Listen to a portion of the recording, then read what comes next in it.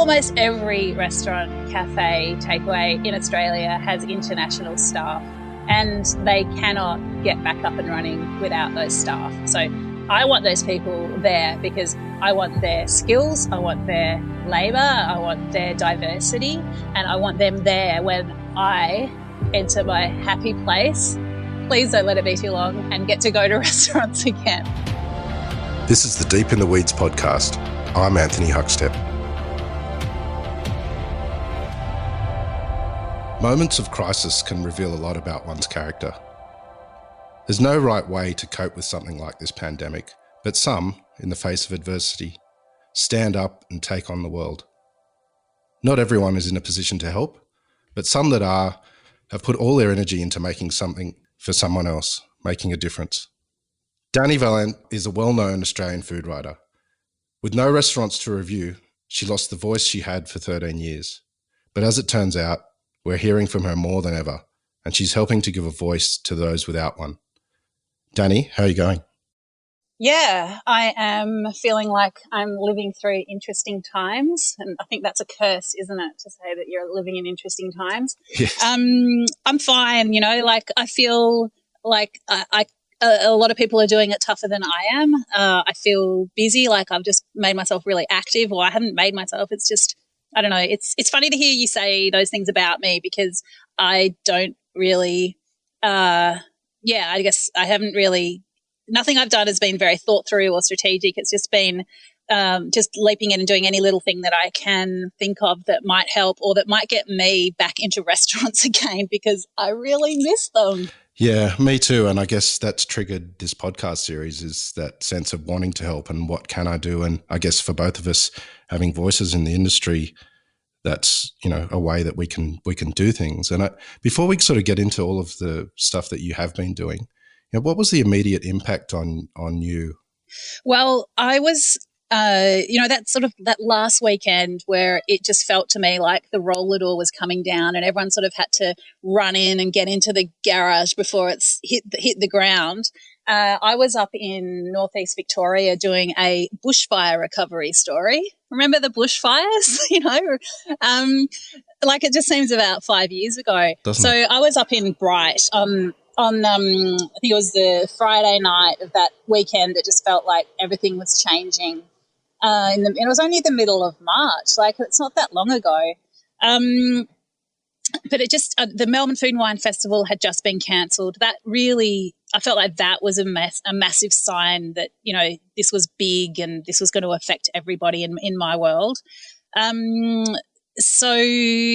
And it was weird because it was that empty esky vibe. So I was, filling up my esky, but at the same time I felt like, I was like, am I filling my esky or is this hoarding? It was just this really weird confluence of craziness. And I felt like I really wanted to get home to my house and my family, and because things felt like they were about to change, but I really felt like I wanted to shine a light on these people who'd been so badly affected by the bushfires, and it all just felt very, very strange and poised on the edge of a precipice.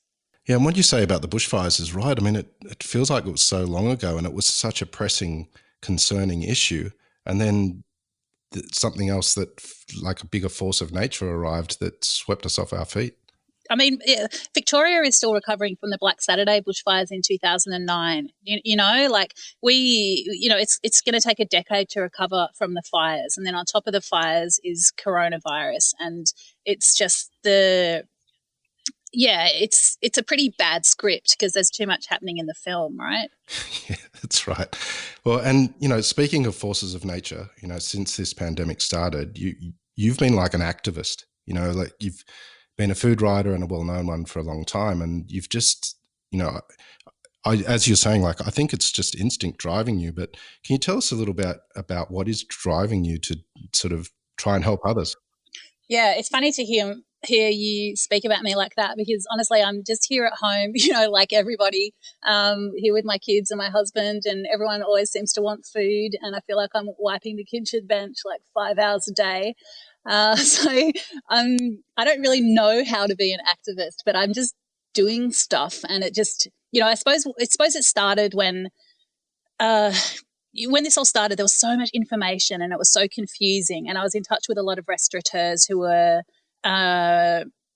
bewildered, as we all were and are, but I felt like, okay, well, what I can do to help in this situation is try to sift information. As a journalist, information is my thing. So I started collating resources for hospo owners on my website. And, it was just, as various relief packages came through, I just put links up, and then I'd update those links because that information kept changing day by day.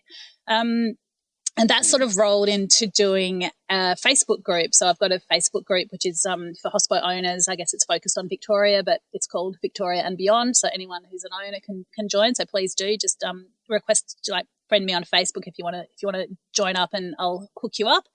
And then just by being in touch with these hospo owners, the issue of their international staff started to really percolate for them and thus for me, where they started to be worried, for all their staff, but particularly for their internationals who, as the various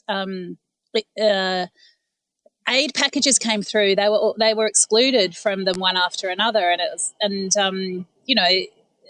It's a tricky time for everybody, but when you're not from here, and you might have been here for years, but English perhaps isn't your first language, you're trying to sift through the resources, and it's all very scary and bewildering. Plus you've got no job and no way of getting money coming in. It's just a scary time. So I started doing another resource page for those folks. I'm sending out, I built an email list, and it swelled to over 1,000 people within a couple of days. And I started sending out email bulletins to them.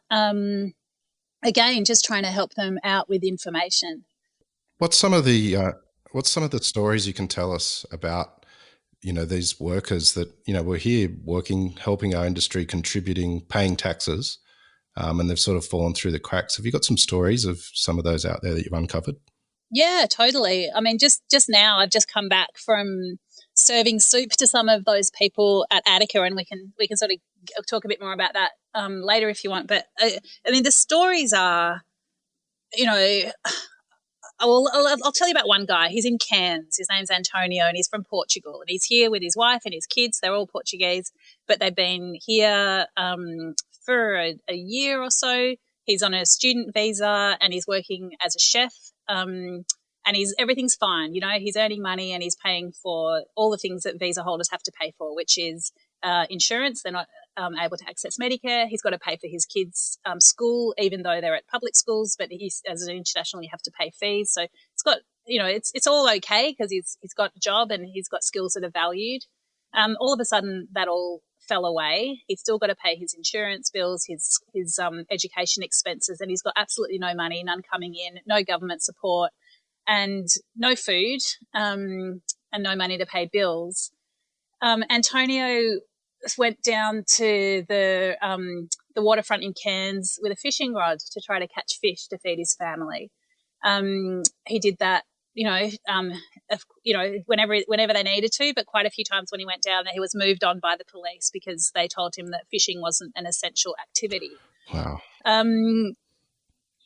Yeah, like how intense is that? This is Australia, this is, we can look after these people. These are people that, Australia welcomed in, and I know that Australia doesn't always welcome in people from elsewhere, but these are people who are welcomed in. They are taxpayers. They are contributing. We actually need their skills.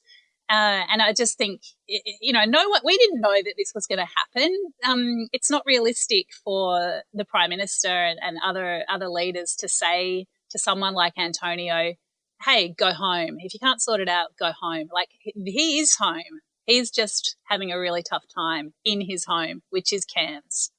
Now, you started an online petition to try and force the government's hand on this and help these workers because there are so many of them. Can you tell us a bit about that, sort of what level it's at and what needs to happen for the government to address this?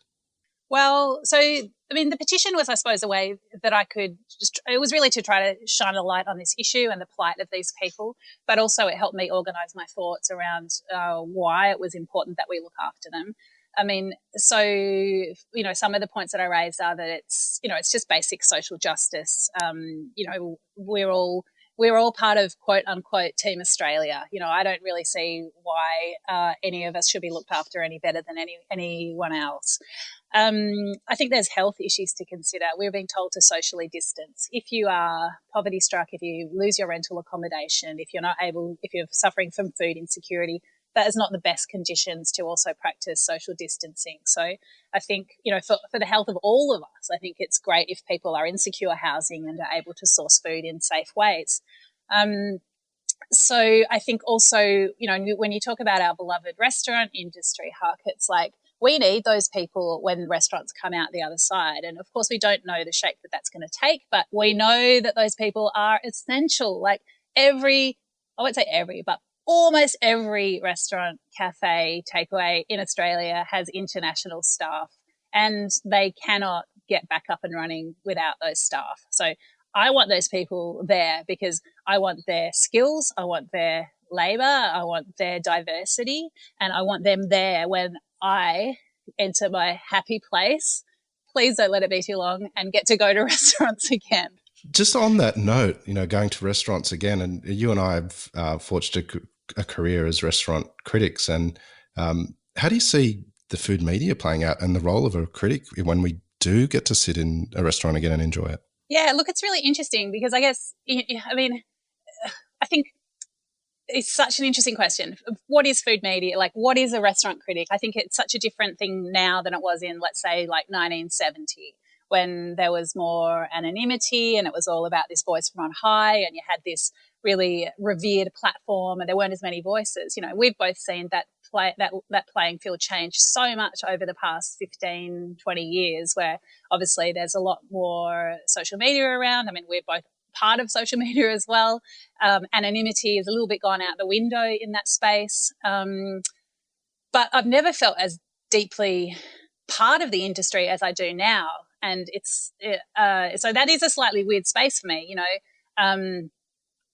Yeah, like I know the code to the Attica back door now because I've just been in there making soup. It's like, that's not a position of a restaurant critic, right? That's like there's some lines that have gone a bit blurry. What's the code? Yeah, I'll have to check it on my phone.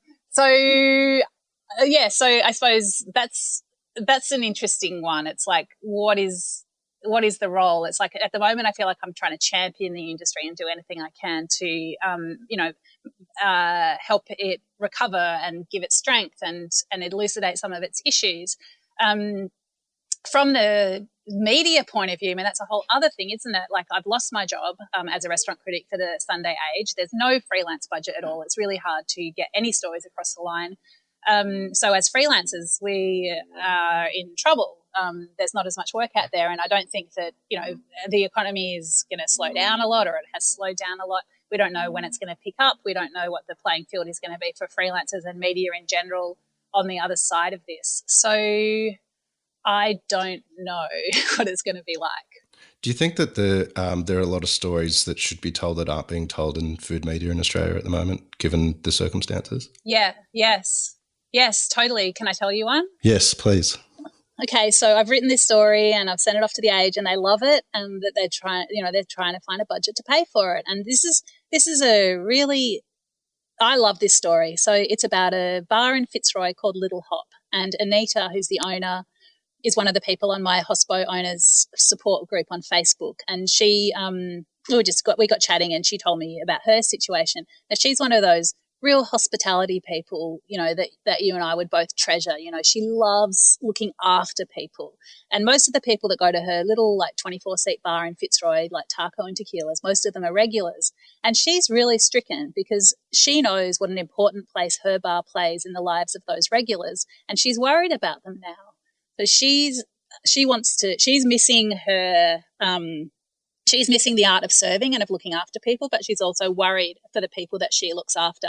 So one of the things that she's doing just to sort of, you know, look after herself emotionally is going down to her kids' primary school and feeding the chickens.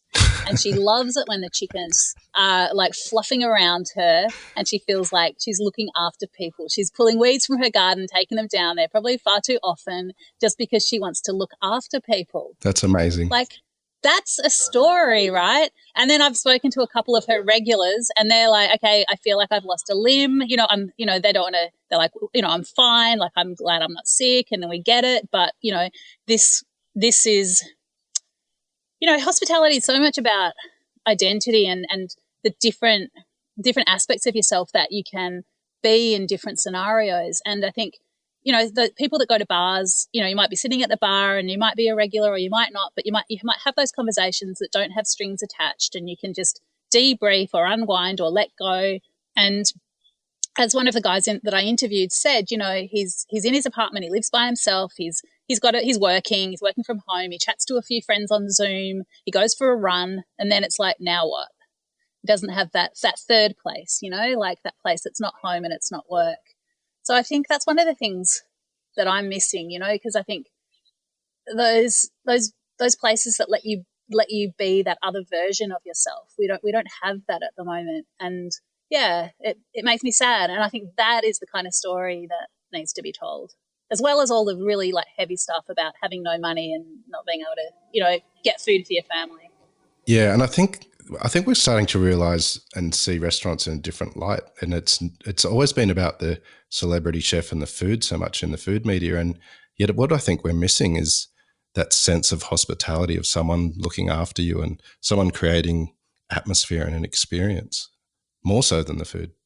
Yeah, and well, I loved that episode that you did with the guy from QT, and he spoke really eloquently about that. And I was like, walking along with my dog, like, yeah, I agree with you guys. Like, I think we are so much more going to appreciate that sense of being looked after and just that beautiful, like that real human to human, that feeling when someone anticipates what you want and then give it to you, or you didn't even know you wanted it and then they've done it. And, that just makes you feel honored as a person. And I don't think you can really underestimate the power and the importance of those light touch interactions that we're all missing at the moment.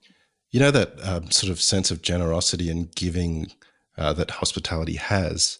And you briefly touched on the soup project that you're doing with Ben Shuri and, the lengths that he's gone to adapt and keep his staff and all sorts of stuff has been phenomenal. But you've started the soup project with him. Can you tell us about that? Yeah, sure. Look, there are really lots of restaurants and chefs that are doing amazing stuff, and I think it is, hospitality people love to give and they love to feed people. So I think, this is what Ben and I are doing, but there's so much other good stuff happening as well. So Attica's got 37 employees, and 20 of those are overseas visa workers. So if the restaurant wasn't operational and they weren't earning a salary from the restaurant, they wouldn't have access to any of the government benefits. No job keeper, no job seeker. So, I mean, I guess, I think Ben knew that this was an issue that I was interested in, and I knew that that these visa workers were crucial to Attica, and that Attica, along with many other restaurants, would not be able to get up and going on the other side of this without these people. So yeah, just out of it was just, we came up with the idea of a weekly soup offering, and it's about giving people soup, but it's as much about awareness raising and just I feel I just want to say to these people, like, we stand beside you. It's Australia doesn't. I don't feel like Australia like belongs to me and not to them. I just feel very fortunate to be in Australia in the first place, and we don't own this country anyway. There were people here a long time before my immigrant family. So I just feel really uncomfortable with this notion that my access to support and assistance, if I needed to access it, would be more than somebody else's. It just seems like basically wrong, and I can't stand it. Yeah. And I just wanted to just make a small gesture. What's it like cooking in the kitchen with Ben Shuri? Is it frightening? Well, I mean, it was like kind of, because we were chopping leeks together and chopping onions, and I was like, is this how it should be? And I said, I was really careful to be on time. And yeah, I did actually show him a trick about washing leeks, which he wasn't aware of before. So, Really? Tell us about it. so do you do that thing with the top of the leek to get the dirt out? Like you just cut a cross in it, and then you can sort of like wash it under the tap, almost like it's like a mop, and you can just rub in between the layers of the leek. So do you do that? No, I didn't know about that either. Okay, I think I'm gonna have to do a little video with this hack. It's a leak hack. So yeah, Ben didn't know it either, but he did admit that it was actually really good. But yeah, I think he can probably, you wouldn't want to see our knife work up against each other. Like he's obviously way better at cooking than I am. But and I was terrified with the seasoning. Like I knew that I wouldn't have add enough salt for his taste, so I let him do the final adjustments there. But we were making leek and potato soup. We weren't doing crocodile ribs or something elaborate with Davidson plums. So it was pretty rustic, and it was okay. I got through. So a bit earlier you mentioned other people are doing amazing things down there. Do you have any examples of what other restaurants are doing to help? Yeah, totally. I mean, I almost don't want to mention anyone because I don't want to leave anyone out. And there are so many people doing good things, but just a few people that spring to mind. So Scott Pickett over in Northcote at Estelle is doing some pretty hilarious cooking video stuff, which can be a bit frightening. And if he's not fully clothed, then you might need to just like scroll past. But and he's being super generous and offering food to anybody who needs it. There's this other cool restaurant in is it Thornbury or Brunswick, but it's Theodore's, and they've really pivoted in large part to support their overseas workers from being a restaurant to a grocery store. And they've also tapped into, I know, like I'm pretty much a fangirl of your podcast because I'm going to mention another episode, which is the oyster guy. So just that we all know that the supply chain is just totally wrecked, right? So what they're doing over at Theodore's is also supporting a wholesaler who in turn supports small farmers. So they're also getting produce out to people. So I love that. There's also Melbourne Food Squad, which is south side over my side of town, and they are doing a lot of seafood deliveries door to door with some really the sort of stuff you would only see in restaurants, like scallop prawns and toothfish and just really beautiful seafood where it feels like, I mean, it's amazing to get that produce at home, but honestly, I would really love to be able to eat it in restaurants again. And yeah, I mean, there's also guys that are doing really nice finish at home sort of dishes. So Charlie at Atlas, he's doing these themed produce boxes that are backed up with recipes and cooking videos, these sort of Atlas masterclasses. That's very cool. There's not going to be a skills shortage at the end of this. We're all going to know how to cook. Well, it's a bit scary, isn't it? But I think it's an opportunity, I think, for us to approach produce at home in new ways. And I have got this other little, like, tiny little social media project, which is #GreatDuckProject. And that's to anyone can jump on board that if you're like into cooking duck or want to learn more about duck. So it's to support a producer called Great Ocean Ducks down on the Great Ocean Road, and they supply almost all their ducks to restaurants, and so they're in trouble. But a lot of chefs like Khan at Sundar and the Royal Mail Hotel, Robin there, and Rob Kabord, who was at Key, has now got Lecker. So they're all using their ducks, and I'm trying to just like muster a bit of excitement around the project of cooking duck, which is, I guess, it's a skill. It's an upskilling project for home cooks, but it's also to shine a light on what chefs can do with that. And I'm happy to be able to cook duck at home, but I'm always going to appreciate going to a restaurant where a chef has done some magic with it. So I want to go back to your campaign just briefly, because you've been working pretty tirelessly with it to help workers on visas here that have no jobs and no money and no help from the government. Now, your campaign, it's having some success, and Tasmania is leading the way. with an announcement recently. Can you tell us a bit about that, and do you think it's going to have a ripple effect? Yeah, well, I would also say I'm not the only person talking about this. So, yeah, I'm not going to take credit for anything that happens. But, yeah, it was a really amazing announcement from the Tasmanian Premier, a Liberal Premier, I will add, who has announced, I think it's a $3 million fund to support visa workers with cash grants and other assistance. It's not enough. I think this is really something where the federal government has to come to the party simply to deal with the scale of the problem. But it is so welcome, and what the Premier said was, was exactly what I think, and exactly what I think all the politicians should think, which is, these people deserve our support. They're part of our community. It's not fair to hang them out to dry at this time of great crisis. So, yeah, we're going to bring them into the fold and look after them. So I think the message was amazing, and I don't think state governments. I think it would be unfortunate if the effect of the federal government not stepping up was to kick the can down the road to the state governments and also to local councils. I don't think that's good enough, but it is. It's definitely welcome, and it's an amazing little bit of momentum. But yeah, you did ask earlier what I think should happen, and I didn't really answer that properly.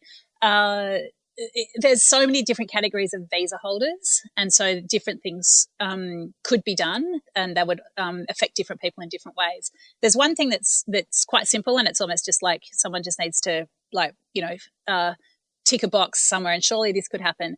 So the people who come here on temporary skills shortage visas, so that's a lot of restaurant managers and chefs, they're not able to work for any other employer. So the employer that sponsored them to come here and invested heavily in them being here is the only employer they're allowed to have. So let's say you've been brought out here by, let's say Grossi Florentino has a lot of these guys, and if Grossi Florentino isn't able to offer those guys work during this crisis, they're not able to go and work anywhere else. Yeah, that's crazy, isn't it? That's crazy, right? So they're totally stuck.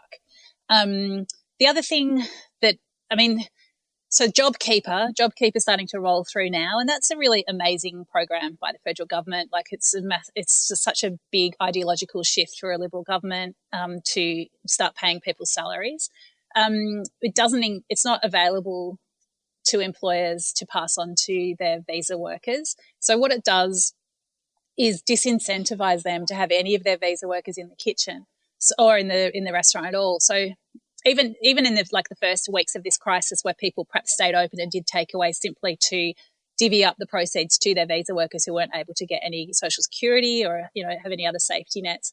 Now, as money starts to flow through to their permanent resident or Australian employees, they are really disincentivized to have any of the visa workers earning any money at all because they're not subsidized for those salaries. Wow. So it's so tough. Like even employers that want to look after everybody that they've had on their books, they're just sometimes really backed into a corner, and it's heartbreaking.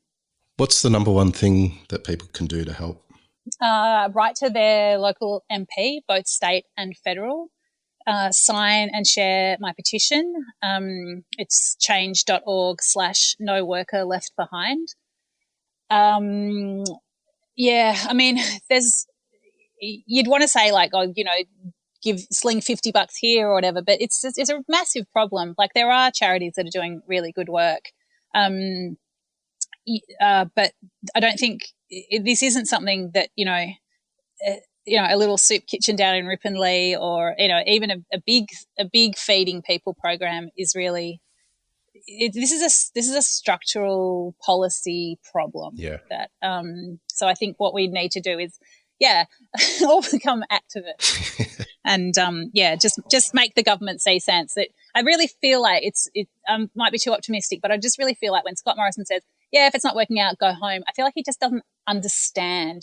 This isn't backpackers that came here for 3 months of beer and beach time. Like these are people who are building lives here in many cases. They've invested here. They've got leases, they've got cars, they've got cats, they've got boyfriends and girlfriends, jobs that they want to go back to. They don't necessarily have, quote unquote, a home on the other side of the world to go to, even if they were able to get there. So, I just think just need to make our leaders understand what the true nature of the situation is. And then surely, because it's the right thing to do, they'll make it better.